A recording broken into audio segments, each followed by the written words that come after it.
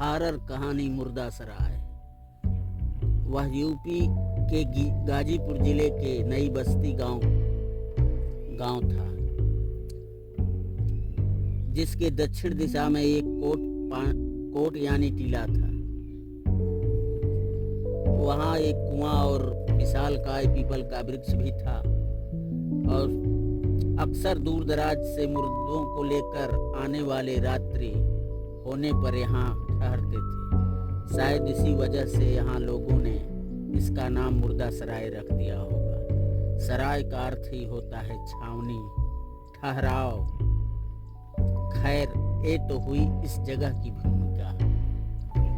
आगे दिल धड़कने वाला है, जरा संभल के। वह पूस मास की अमावसी काली रात थी।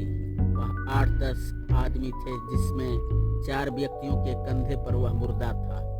बाकी 6 लोग राम नाम सत्य है, राम नाम सत्य है करते चले आ रहे थे। तभी एक अधेड़ उम्र का व्यक्ति बोला, अरे भिरगू, सुन रहे हो? हाँ, कहो चचा, भिरगू बोला। भैया, अभी गंगा माई यहाँ से 4 कोस दूर हैं और इस कालिक जैसी अनहरिया में कुछ सूझ नहीं रहा। ऐसा करो भैया, मुर्दा सराय में ही मुर्दा उतार दो और खाने पीने का बंदोबस्त करो। पिसान आलू है ना, लगने दो लिट्टी चोखा। सुबह 4 बजे जब सुकवा उगेगा तो देखा जाएगा। सुकवा सुबह के तारे का देहाती नाम, अधेड़ उम्र के व्यक्ति ने कहा। ओह, हो जाएगा, वो सब हो जाएगा बचई काका। ए उतारो रे मुर्दे को और डिबरी जलाकर मुर्दे के पैताने रख दो। रंजीत बोला। उपले की आग पर लिट्टी और भीतर आलू डाल दी गई। सभी मुंह हाथ धोए, तब तक लिट्टी चोखा भिरगुल तैयार कर दिया। सबको कागज के टुकड़ों पर चोखा लिट्टी परोसा गया। सब खाए पिए और कहानी किस्से में कुछ रात बीती और फिर एक चुप हुआ, फिर दूसरा व्यक्ति और फिर तीसरा, और सभी नींद के आगोश में चले गए। फिर आधी रात के सन्नाटे में मुर्दा सराय कोट भयावह रूप से ले चुकी थी। मुर्दे ढोने वाले खुद सोते हुए मुर्दे की तरह लग रहे थे। केवल वह जलता हुआ दीपक था जो सीना ताने लहरा रहा था। विशालकाय पीपल वृक्ष के पत्ते एकाएक जोर से खड़के, जैसे पत्तों में छिपी कोई भारी वस्तु सरकी हो और उस अंधेरे में पीले रंग की चमकती कोई चीज आगे बढ़ी और मुर्दे में समा गई। पर यह क्या, मुर्दे का हाथ कफन हटाता बाहर आ गया। बड़ा डरावना दृश्य था। वह हाथ बृहत्काय रूप लेता हुआ जलते दिए को बुझाने की कोशिश करने लगा था, मगर दीप के पास जाते जाते न जाने क्यों वह हाथ पीछे हट जाता। इसे अग्नि देवता की कृपा कहें या और कुछ। यह चूहे बिल्ली का खेल चलता रहा, मगर सफलता नहीं मिली। तब तक सुकवा उग चुका था। अब सब कुछ शांत था। वहाँ बचई काका सबसे पहले जगे थे। बोले, अरे ससुर लोग, इतना बेफिक्र सो रहे हो? मुर्दा लेकर चलो चलो, भोर हो गई है। सभी हड़बड़ा कर उठे और मुर्दा कंधे पर उठाए चल दिए गंगा की तरफ। बापू, कल ही तो मुर्दा लेकर आप सब गए रहे और आज लौट रहे हो, क्यों इतना समय लगा? चंपा बोली। चंपा, तू जितनी खूबसूरत है, कहीं उससे ज्यादा चंचल। अरे बिटिया, हम विवश थे रात होने की वजह से, इसलिए मुर्दा सराय वाली कोट पर रुक गए, बचई काका ने कहा। काका, यह मुर्दा सराय वाली कोट क्या है बापू? चंपा ने कहा। बेटी, हमारे इस देहात का रूल है, मुर्दे किसी के गांव से होकर नहीं जाते, इसलिए बाहर की ही एक जगह सबने चुनी जहां मुर्दे रख कर लोग आराम विश्राम कर सके। उसी को लोग मुर्दा सराय कहने लगे। तभी भृगु आया, पुकारा, चचा चचा। अरे चचा सुनते हो?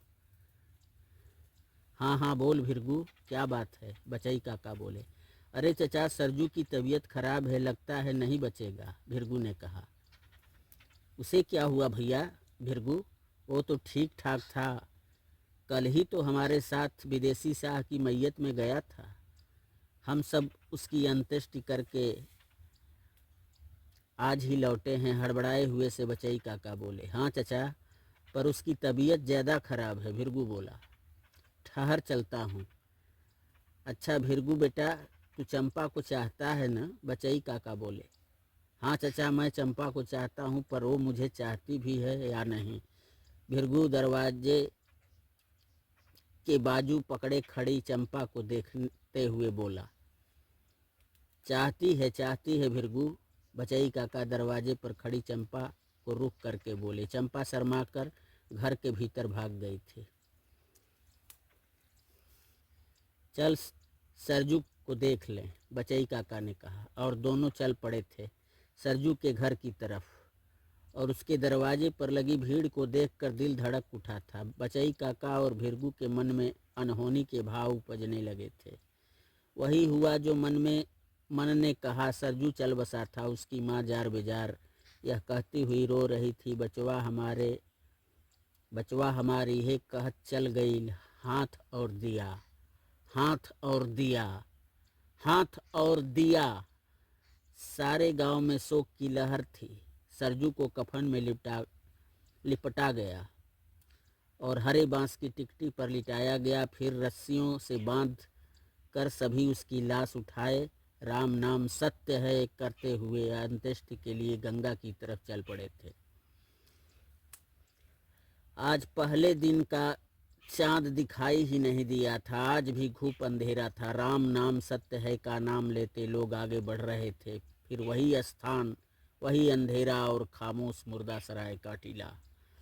भृगु बेटा, बचई काका बोले। कहो चचा, क्या किया जाए? भृगु बेटा, सब मान जात है, पेट ना ही मानत हो, कुछ खाना पीना बना लो। सभे अंधेरा काफी हो, लाश यहीं मुर्दा सराय के टीले पर उतार दो। सबने मुर्दे को वहां कंधे से उतार दिया और डिबरी जला दी गई। लिट्टी आलू उपले की आग पर सीझने लगी। तब तक सभी कुएं से पानी खींचकर मुंह हाथ धोए और खाना परोसा गया। वही कागज का टुकड़ा जिस पर परोसी गई लिट्टी चोखा। सबने खाया पिया और कहानी किस्से में समय बीतने लगे।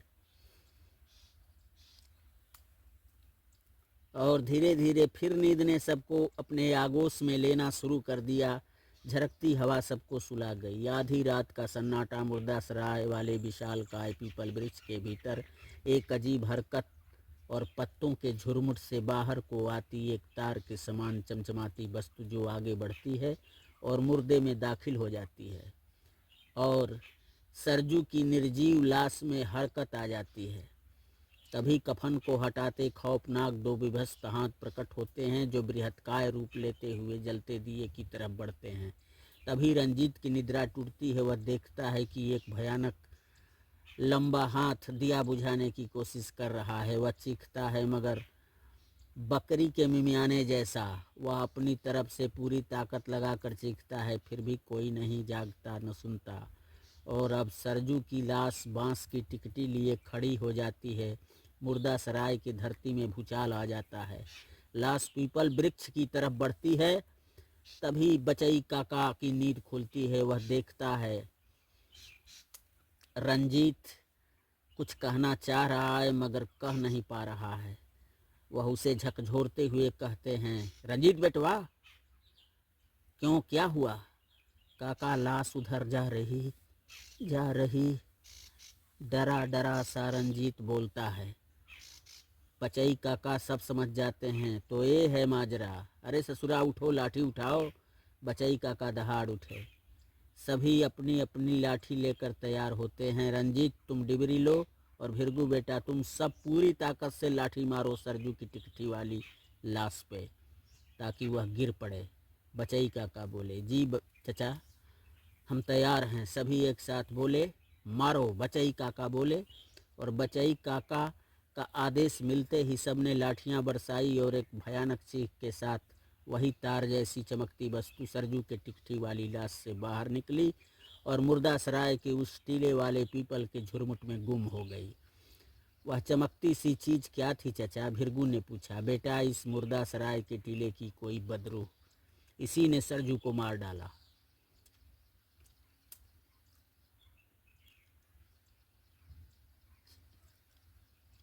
विदेशी शाह वाली मैयत के दिन हम यही ठहरे थे और देखो ना, सरजू की माँ रोती हुई कह रही थी, हाय हाथ और दिया।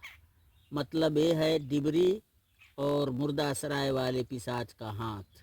अब लाश उठाओ और चलो शमशान की तरफ, इस मनहूस जगह से, बचई काका बोले। और सभी मुर्दे को कंधे पर लिए चल दिए थे शमशान की तरफ। मुर्दासराय कहानी, लेखक आनंद जलालपुरी, आनंद कुमार सिंह। ये कहानी आप लोगों को कैसी लगी हमें लाइक सब्सक्राइब कमेंट के माध्यम से बताएं। नमस्ते।